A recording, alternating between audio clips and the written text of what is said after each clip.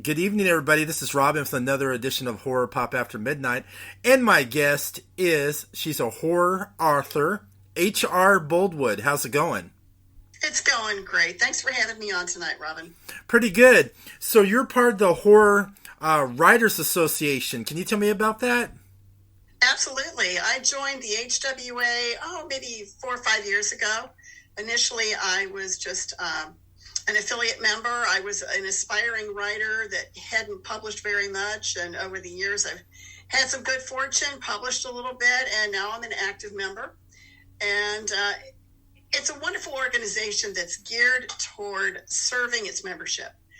They provide educational opportunities. They even give out scholarships to attend their convention, the StokerCon, every year. That's coming up this June. It's going to be in Pittsburgh. And I love being a part of HWA. It's helped me a lot.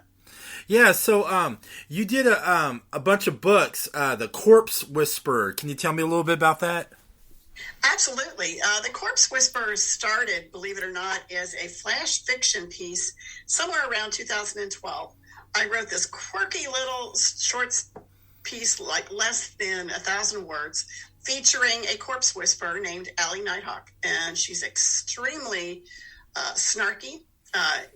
She never acts appropriately. She is always letting her mouth get ahead of her.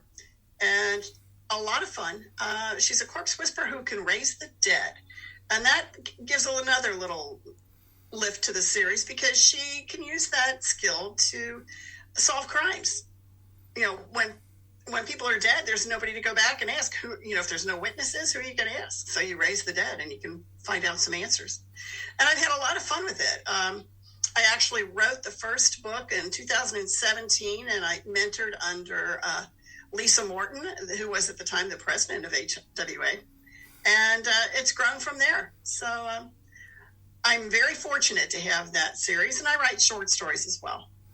That's pretty good. Let's talk. I like everything with the paranormal. You had some paranormal experiences in your lifetime.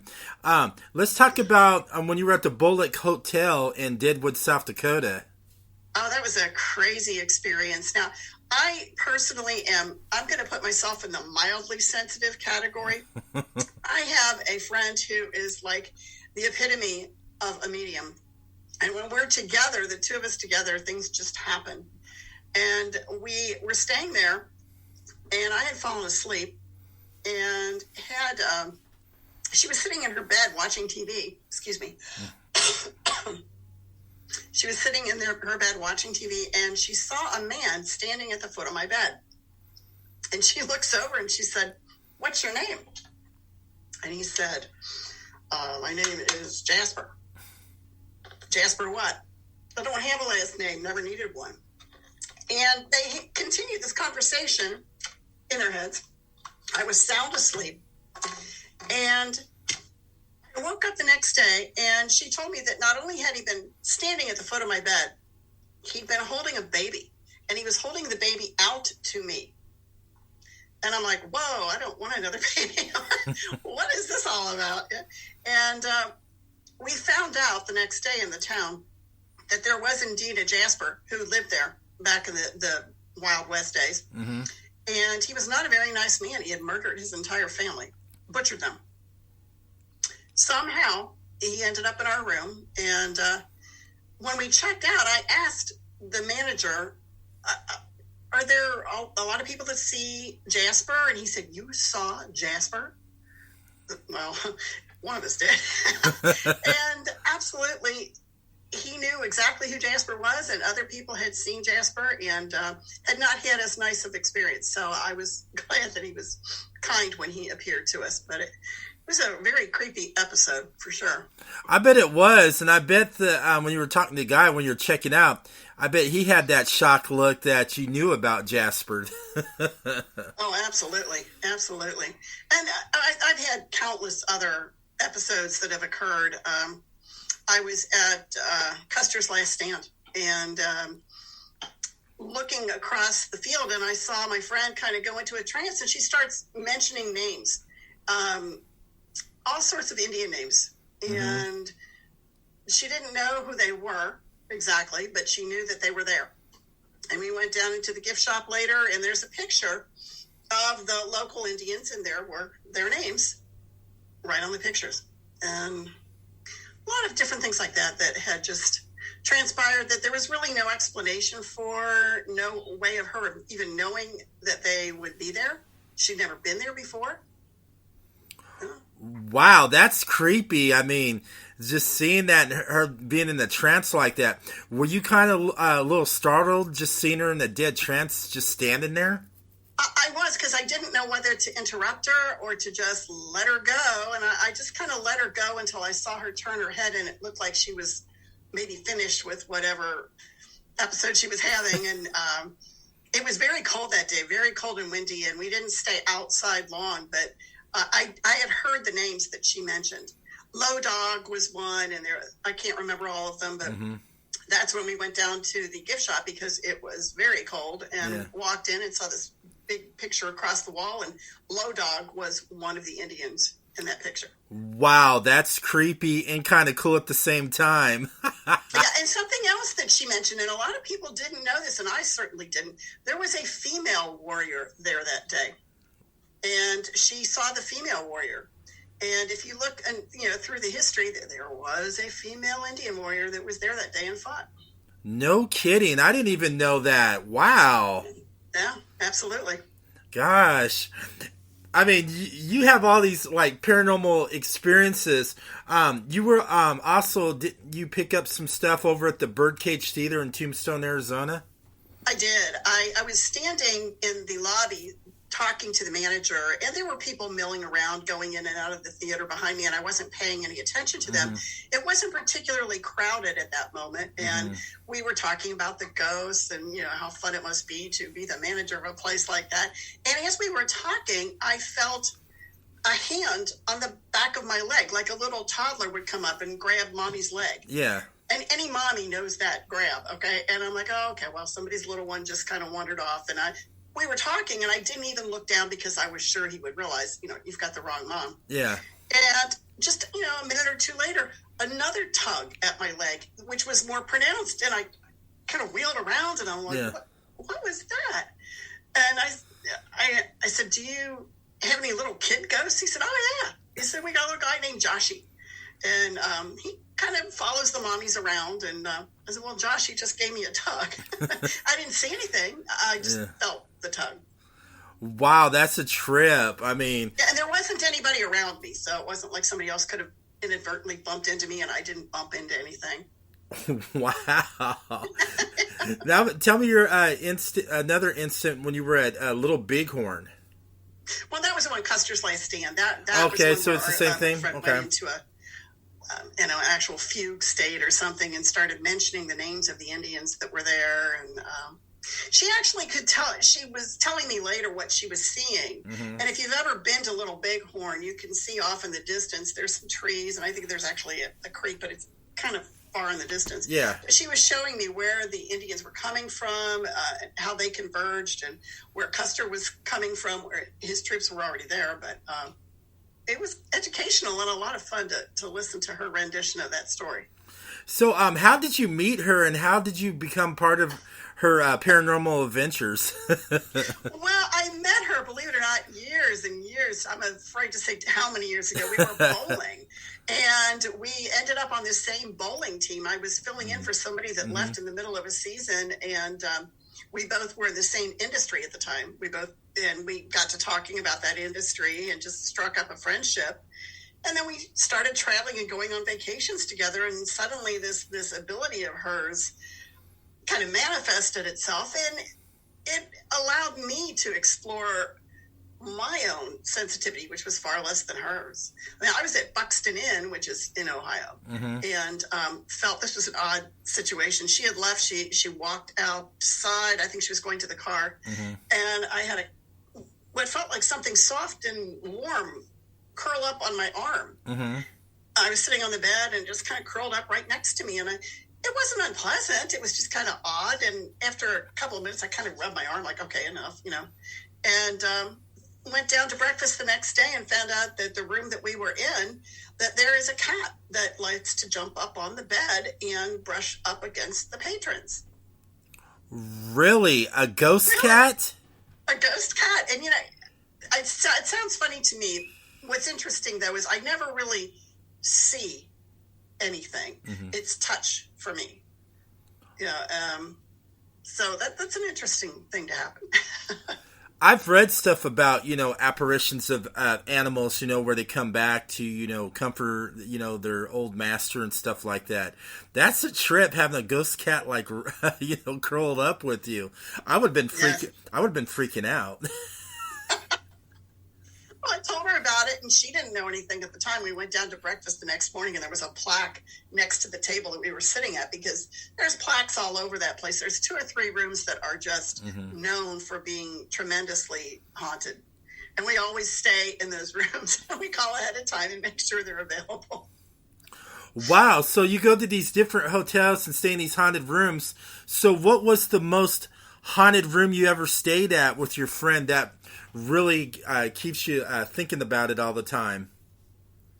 Well, I know everybody likes the Bullock story because it's just so...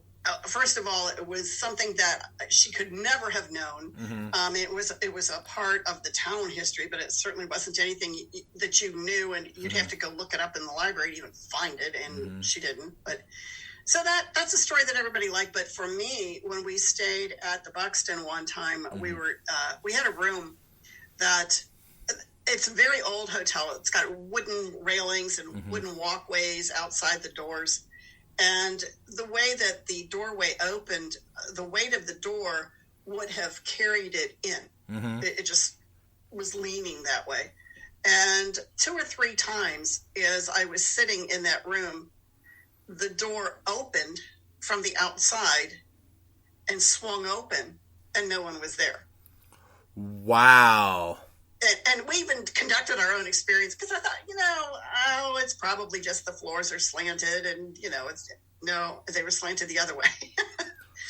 So that to me, it was like someone was very insistent, and like, I don't know if they wanted us to leave, or like, will you hurry up and get out, or they just were checking to make sure we were still there. That one got me a little bit. It was hard to go to sleep that night. Similarly, it was hard to go back to sleep at the Bullock the next night after Jasper appeared. Mm-hmm. I was kind of nervous to turn off the light because I didn't really want him to come back. That one stayed with me too. So, before you, met your friend who's a medium, were you a skeptic, or did you always believe in the paranormal? I wouldn't say I necessarily believed in it. There's some things I do believe in. I do believe in ghosts of a sort. I don't know that I look at them as ectoplasmic beings that appear, but there are spirits and there's energy. My next door neighbor died when I was probably about 18, and he died early one morning. And that morning I had been dreaming something and suddenly launched into a dream where all I saw was his face. And he was looking at me very forlornly. Didn't say anything, just kind of looking at me. And we were close. When I was a little kid, I used to come home after school and sit down in a lawn chair next to him, and he'd give me a hard pretzel, and we'd sit and talk about my day. Just a nice old guy. And I woke up and told my mom about this dream. I said, I dreamed about Mr. Wilson. Like 20 minutes later, the phone rang, and it was another neighbor across the street that told us that Mr. Wilson had died overnight, So... Wow, I'm speechless. What were you thinking when you found out about that? Oh, big rush, chills up the spine, because I had already told my mom, and my mom looked at me and I looked at her, and it was like, whoa. Oh my gosh, that would creep me out. I mean, if I was like good friends with them and then having a dream like that, I would have been like, oh my word. Well, so even from that, I knew there was energy, and I knew actually at that point that somehow I had some small ability. And then I had to admit that it was possible, because if I had that much small energy or ability, to think about the other people who have far more ability, and they're sensing things, and I believe they're real. I do. Wow. Have you ever met any other people besides you that had that same sensibility as you? I think so. I've met other people where we've talked about odd things that have happened to them, things that they've seen. And a lot of times it's just, and one time I did actually see what I thought was I was in the Stanley Hotel. Oh, do tell. I always wanted to go to the Stanley Hotel. There's a famous room where you can stay at, and a lot of known investigators picked a lot of stuff up. And tell me about the Stanley Hotel. I'm intrigued. I always wanted to go there. Well, it's a lot of fun. It's a beautiful place. And we were there for a writers' conference. And I remember that I was walking through the hallway and kind of thinking, oh, nothing is going to happen while we're here. This is just, a lot of fun, but nothing to it. And as we turned the corner, there was a stairwell over to my left. And I saw like the very trail end of an old-fashioned dress sweep up the stairs. And it was kind of caught me out of the corner of my eye. And by the time I turned, it was there. But it wasn't anything I was thinking of. In fact, at that moment, I felt more like, oh, nothing's going to happen. And so I talked myself into that mindset of nothing's going to happen. And there it did. And so that is the one thing I did see, I guess, but very limited amount. Oh, wow. So did you stay in the known haunted room? I did not, but a friend of mine did. Well, there's a couple of rooms, actually 2 or 3, that are known for being very haunted. One of them is the room that Stephen King stayed in. And part of our convention, you could actually pay a certain amount of money to spend like an hour or 2 and write in that room. I couldn't get on the list. It was already full by the time I figured out that it was there. But another room is also, I think it was maybe on the 4th floor. I can't remember, but a friend of mine stayed in it. And there were a lot of stories about things happening in the closet. And I believe Ghost Hunters had a show that they put on there, and that was one of the rooms where they were investigating. And I think that's the room where a glass broke in the middle of the night. Jason Hawes was in the bed and this glass just kind of exploded. A friend of mine stayed in that room, and she said that all night long she heard things in the closet. And I just could not get myself to get up and find out what they were. They were in the closet and they were staying there, and I was going to let them stay. But yeah, there's several rooms there that are a little bit strange. That's pretty good. So, of all your paranormal experiences you've had, does it help you get like good ideas, like when you're writing books or short stories? Absolutely. One of the things that happened while we were at the Stanley, we met a guy that was a producer that said, "Look, I want to get a group of stories together and maybe pitch a TV show." And, so it was kind of a loose project. It wasn't anything set in stone, but if you were interested, write your story and just base your story on this hotel in some way. And I came up with what I think is one of my better stories. And I walked around the entire property. I walked outside, and I used different features of the hotel in the story. And it gave me a lot of ideas. It did. And they ended up in that story. And that story's been published probably 3 or 4 times. So I was struck gold with that one. So what was the name of the story that was published you did? Oh, you're going to ask me that now. I'd have to go back and look in the book. It was... the layout letters, the Idlewild letters. That's what it was. The Idlewild letters. I definitely have to look that one up. Now you got me intrigued. I definitely got to read this. Well, it's a short story. It's in one of the books that it's in is Killing It Softly. Okay. And that's an anthology that was published by Digital Fiction, and it's a group of all-female authors. And it's in there. And it's also published several other places, but you'll find it there for sure. I'll definitely have to get that book and read that. That's interesting. I bet there's a lot of good stories in there. So, are you like a huge horror fan? I am. I love to read horror. I also like horror movies. I think my taste in horror movies probably goes to, like Insidious and The Conjuring. The first movie that I ever saw and fell in love with was The Exorcist, and I couldn't sleep for weeks. Just couldn't sleep for weeks. I had to have a light on. I was very young when that came out, and I was very impressionable, and it made an impact. Oh, I know that movie is creepy. The last 15 minutes, the sounds were worse than anything you could see. And I sat in the theater with my eyes closed and my hands over my ears, and I actually walked out like 3 or 4 times. And I would tell my husband, well, The Exorcist is back, and he's like, I'm not paying for you to see it again. We were dating at the time, and he was like, no, we're not going back. Hey, you're lucky. At least you got to go to the theater to see it. I was way too young to to go to the theater to see it. So that had to been the experience. So was it like a sold out show? Yes, it was sold out, and that was back in the days when you didn't see movies like The Exorcist. That there was nothing like it. Oh, and honestly, the crowd was electric. The crowd absolutely was gasping, and oh my God, and people were running out, and I was too afraid to get up. So while everybody's trying to get out, you're just sitting there like glued to the seat going, yeah, just like, just leave me alone, get away. It's like this. It's like Linda Blair really did get under my skin. Yes. Wow. So besides your Corpse Whisperer books, are you writing any other horror books? Well, I haven't written any other novels. This last novel, the fourth novel of the Corpse Whisperer series, I just got it out like a couple of months ago. It's called Corpse Whisperer Torn.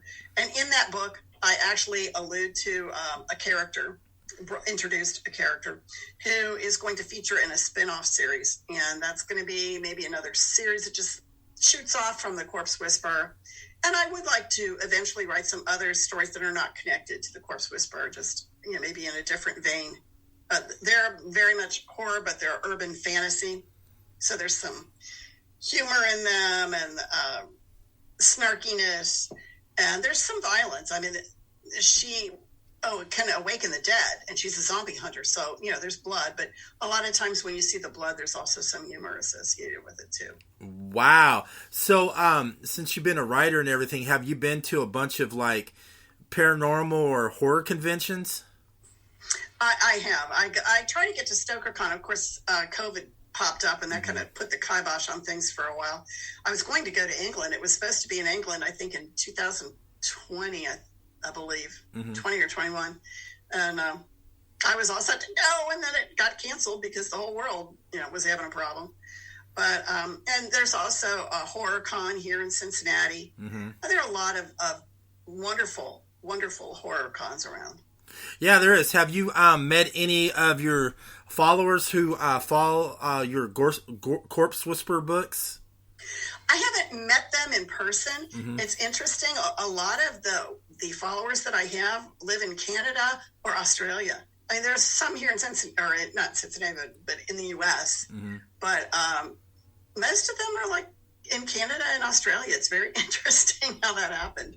I was surprised to find out it's been purchased in 137 countries. So I'm assuming those are all English-speaking people that live in those countries that bought it, but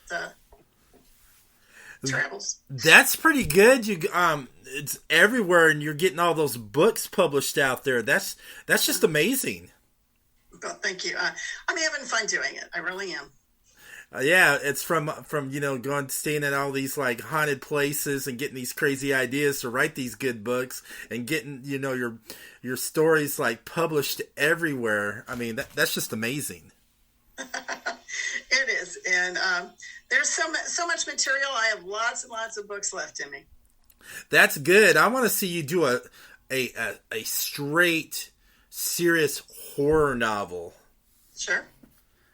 That could be on the horizon. That's awesome. So what does your medium friend think about you, writing these cool books?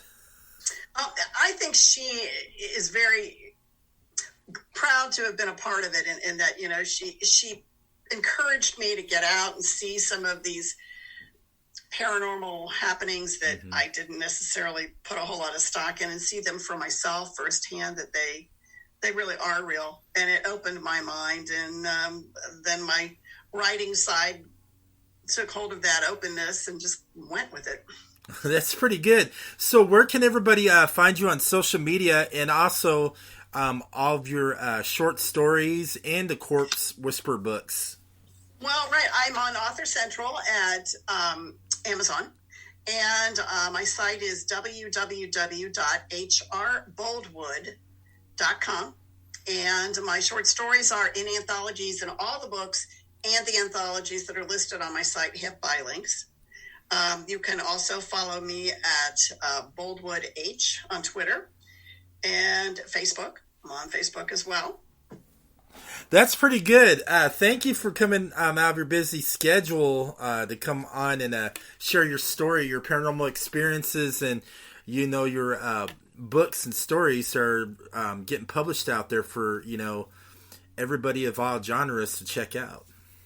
Well, I really appreciate the opportunity, Robin. It was a pleasure. I know, and we can always thank our friend, who hooked us up.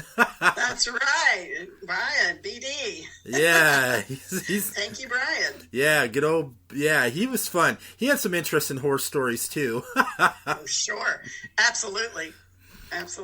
All right, thank you so much. And he's one of my conference buddies. I bet. Everybody, thank you for listening to Horror Pop After Midnight.